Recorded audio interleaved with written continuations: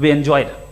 Okay اب تھوڑا سا لاجیکلی اس کو ہم لوگ دیکھتے ہیں. دراصل ہم لوگوں نے کل گزارش کی تھی مفتی صاحب سے بھی, جاوید صاحب سے بھی, کہ ہندوستانی زبان عام فہم سب کو سمجھ میں آ جائے, اور جہاں کہیں آپ مشکل شبد استعمال کریں وہاں بتاتے بھی چلیں. Thank you. تو سب سے پہلے ہمارے رسپیکٹڈ جاوید صاحب نے حوالہ دیا کہ خدا فانی ہے. کتنے مذہب آگے چلے گئے, کسی نے جوپیٹر کو خدا مانا, کسی نے کسی کو مانا. میں کہتا ہوں جس نے کانٹینجنٹ چیز کو خدا مانا غلط مانا, وہ خدا ہی نہیں, وہ خدا ہی نہیں ہے. ہم تو نیسیسری بینگ کو ثابت کرنے بیٹھے ہیں, وہ نیسیسری کاز جو ایٹرنل ہے, جو ابدی بھی ہے اور ازلی بھی ہے. ہم کسی اور کو ثابت کرنے نہیں بیٹھے. دوسری چیز انہوں نے کہا کہ فیتھ اینڈ بلیف یہ ایک ایسی ڈیفینیشن ہے فیتھ کی جو انہوں نے پہلی مرتبہ پیش کی ہے, یا معاف کیجیے گا انہوں نے پہلی مرتبہ پیش نہیں کی ہے, رچرڈ ڈاکنز نے پہلی مرتبہ پیش کی ہے. مجھے معلوم ہے یہ سورس کہاں سے ہے. ایپسٹیمولوجیکلی فیتھ اور بلیف کا فرق آپ اس طرح نہیں کر سکتے سر. فیتھ صحیح بھی ہوتا ہے غلط بھی ہوتا ہے, بلیف صحیح بھی ہوتا ہے غلط بھی ہوتا ہے.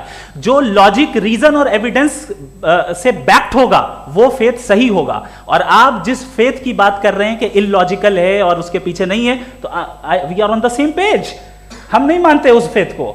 جو فیتھ ایسا ہو جس کے پیچھے کوئی لاجک نہ ہو, ایویڈنس نہ ہو, ہم نہیں مانتے. ہم تو اس فیتھ کے قائل ہیں جس کے پیچھے لاجک ہو اور ایویڈنس ہو. تو بلیف صحیح بھی ہوتا ہے غلط بھی ہوتا ہے, فیتھ بھی صحیح ہوتا ہے اور غلط بھی ہوتا ہے. تو آج فیتھ اور بلیف کے ڈفرنس پہ بات نہیں ہو رہی. آج آپ چاہے فیتھ ایکسپٹ کر لیں یا بلیف ایکسپٹ کر لیں, آج یہ بات ہوگی کہ ٹروتھ کیا ہے, چاہے ٹرو بلیف صحیح ہے یا ٹرو فیتھ صحیح ہے, اور فالس فیتھ کیا ہے اور فالس بلیف کیا ہے, بات اس پہ ہو رہی. دوسری چیز انہوں نے پوچھا اسٹوپیڈیٹی پھر کیا ہے.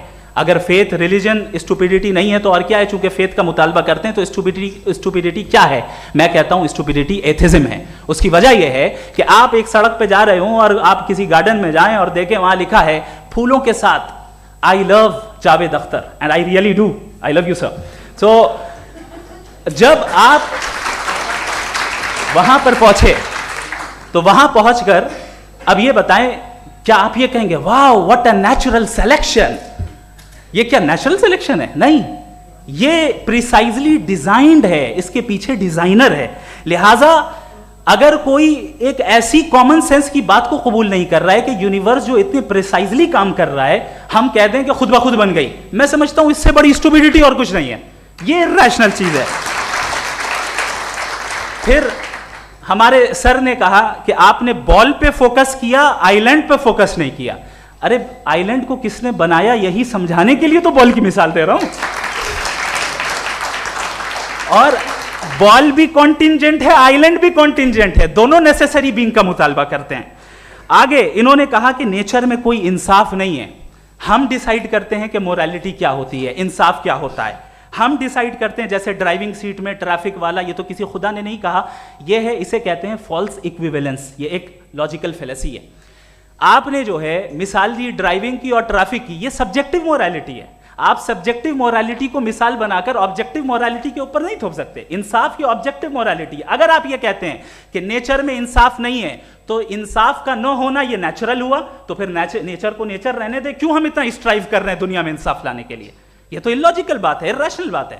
اس لیے بہت سی چیزیں ایسی ہیں جو آبجیکٹیولی جو ہے ایول یا گڈ ہیں, اور بہت سی چیزیں ایسی ہیں جو سبجیکٹیولی ہیں. سبجیکٹیولی جو مورل ہوتا ہے یا امورل ہوتا ہے اس کو ہم سوشل کنسنسس سے یا پرسنل پریفرنس سے ڈیسائیڈ کرتے ہیں.